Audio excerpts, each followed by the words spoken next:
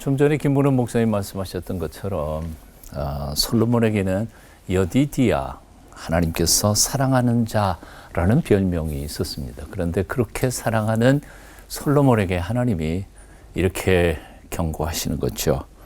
열왕기상 11장 11절 하반절에 보면 내가 반드시 이 나라를 내게서 빼앗아 내 신하에게 주리라. 그렇게 사랑하는 솔로몬에게서 왜 나라를 빼앗아서 신하에게 준다고 말씀하셨을까? 이유를 열왕기상 11장 9절 상반절에서 이렇게 표현합니다. 솔로몬이 마음을 돌려 이스라엘의 하나님 여호와를 떠남으로 여호와께서 그에게 진동하시니라. 핵심은 바로 이런 거죠. 솔로몬이 마음을 돌린 거예요. 솔로몬이 마음을 돌렸다, 변심했다는 거죠. 하나님께 향하던 그 사랑과 열정과 믿음을 잃어버리고 엉뚱한 데 딴 데로 달려갔다는 겁니다. 얼마나 변했는지 열왕기상 11장 9절 하반절 이하는 이렇게 표현해요. 여호와께서 일찍이 2번이나 그에게 나타나시고 실제로 나타나서 경고하셨어요.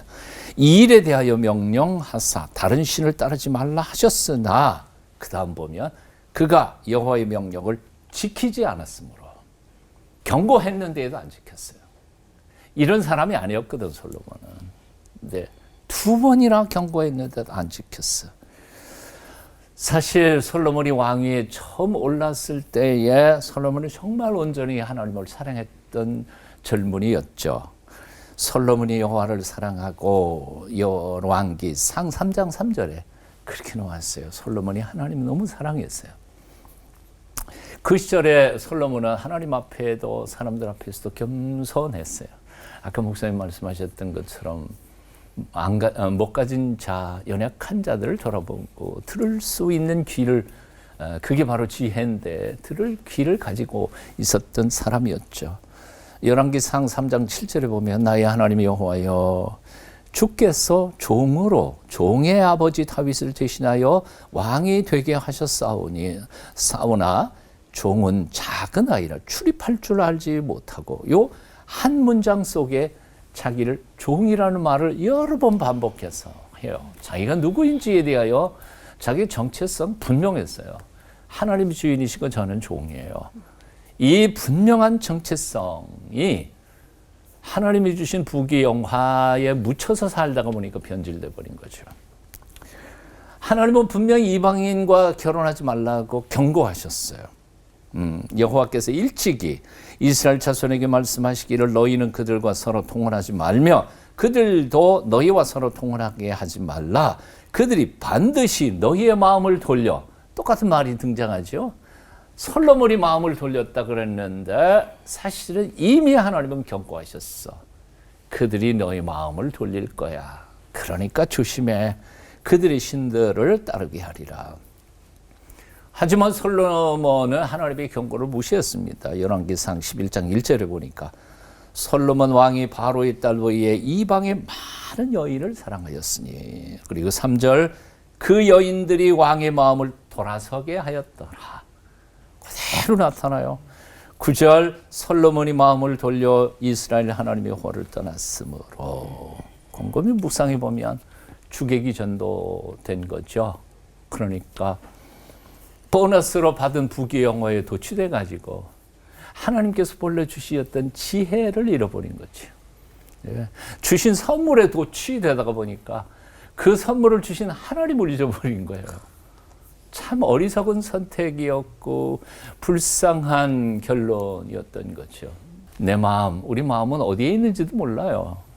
어떤 사람들은 마음이 따로 있는 것도 아니다 그렇게 생각하는 사람들도 있어요. 하지만 그 마음을 누가 통치하고 다스리냐에 따라서 내 인생 전체가 달라지는 거니까요. 무릇 지킬 만한 것보다 더욱 내 마음을 지키라. 생명의 근원이 이에서 나기 때문이다. 잠언은 이렇게 말씀하고 있습니다. 그렇습니다. 우리가 지켜야 할 게 참 많아요. 가장 중요한 것은 뭘까? 마음 하나 잘 지키는 거죠. 예수님께서 한 번은 사람의 마음에 대하여 비유를 가르쳐 주신 것이 있으시죠.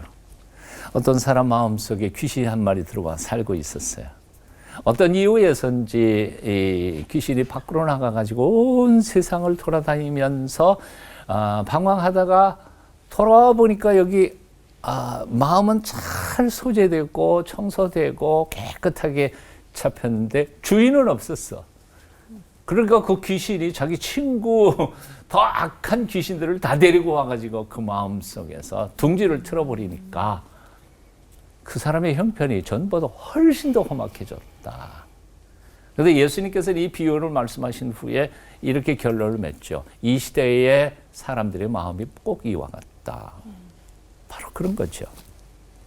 온갖 욕망과 탐욕. 그 귀신들이 내 마음을 휘어잡고 있을 때에는 나는 의롭게 거룩하게 살려고 아무리 했어도 불가능한 거예요. 예수 그리스도를 내 마음속에 모셔드리고 그분이 나의 인생과 마음을 통치하면서 천국을 만들어가는 하나님의 사람들이 되도록 애쓰고 노력할 때 솔로몬처럼 처음은 시작했으나 나중은 너무 불쌍한 인생을 살아가지는 않게 될 거라고 생각이 듭니다. 그 주님 앞에 날마다 순간마다 내가 가는 길 정말 올곧게 바로 갖고 있는지에 대하여 도우심을 구하면서 겸손히 주님과 동행하는 저와 여러분이 되었으면 좋겠습니다. 기도하겠습니다. 주 예수님, 내 마음조차도 내 마음대로 할 수 없는 연약한 저희를 불쌍히 여겨 주시옵소서. 오늘 내 마음속에 들어오셔서 인생의 주인이 되어주시고 탐욕과 쾌락에 찌들었던 우리를 정결한 하늘 백성으로 다시 인쳐 주시옵소서. 예수님의 이름으로 기도하옵나이다. 아멘.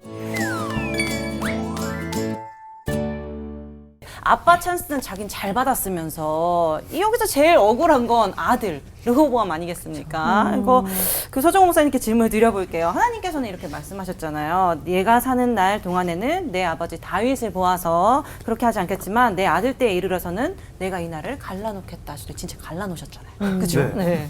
왜? 죄는 아비가 짓고. 왜?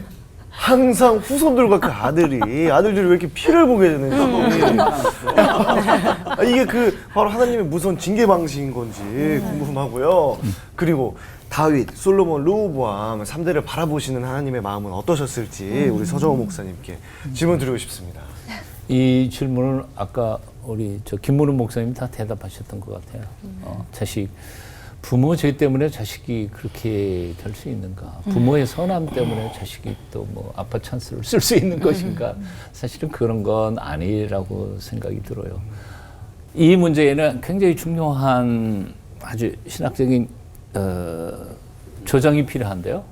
그 하나는 하나님의 섭리, 하나님의 경륜, 하나님의 주권이고 또 하나는 우리 인간의 자유의지이죠. 그러니까 이게 균형을 가져야 되는데 하나님의 주권을 너무 강조하다가 보면 인간의 자유의지가 약화돼요. 그러면 숙명론에 빠져요.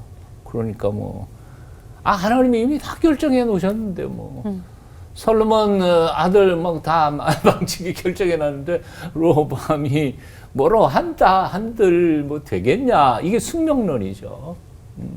근데 이거는 분명히 성경적 사고방식은 전혀 아닙니다. 자, 그러나 또 동시에 거꾸로 인간의 자유의지를 너무 강조하다가 보면 하나님의 통치, 하나님의 전능하심, 하나님의 섭리 이게 약화된다고요. 그럼 하나님 뜻 상관없네. 내가 열심히 살면 되지. 그건 또 아니거든요. 그러니까 이 두 개의 균형을 어떻게 잡을 거냐. 이게 굉장히 어려운 얘기죠. 어려운 얘기지만 분명한 것은 하나님은 우리에게 자유로운 자유의지를 주셨고 또 하나님이 우리 인생과 역사의 주인이신 것은 또한 틀림이 없는 사실이죠. 그러니까 이 점에서 우리는 이 문제를 풀어가야 된다고 생각이 들어요.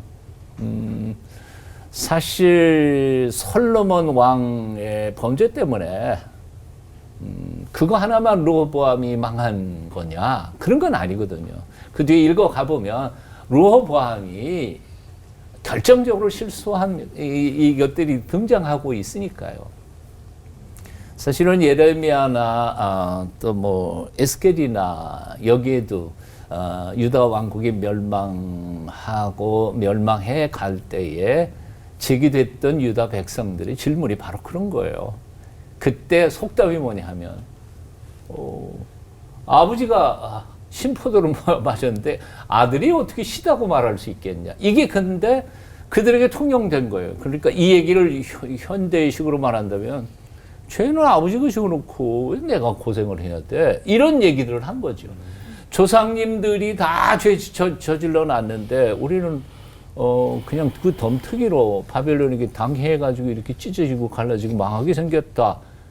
이 얘기는 무슨 얘기인 거 아니에요? 유다 백성들이 자신들이 지금 짓고 있는 죄, 하나님 앞에서 바로 살지 않는 그 허물과 죄에 대하여는 돌아보지 않은 채 다 우리 조상님들 때문에 우리가 이렇게 고생하고 있다. 하나님의 입장에서는 예레미야를 통해서 에스겔을 통해서 그거 아니야. 그거 아니다. 조상들이 그렇게 죄를 지었다고 너희도 그렇게 지니까 내가 너희를 때릴 수밖에 없지 않느냐 하는 거였죠. 저는 역사에는 가정은 없다고 생각합니다. 하지만 솔로몬에게 이렇게 말씀하셨어도 르호보암이 정말 겸비하여서 그 나이 드신 원로 대신들의 충고를 듣고 자기 젊은 친구들의 그 강압적인 그야말로 제국주의적인 사고를 따라가지 않았더라면 하나님이 그러면 긍휼을 안 베풀어 주셨을까? 나는 베풀었다고 생각이 들어요.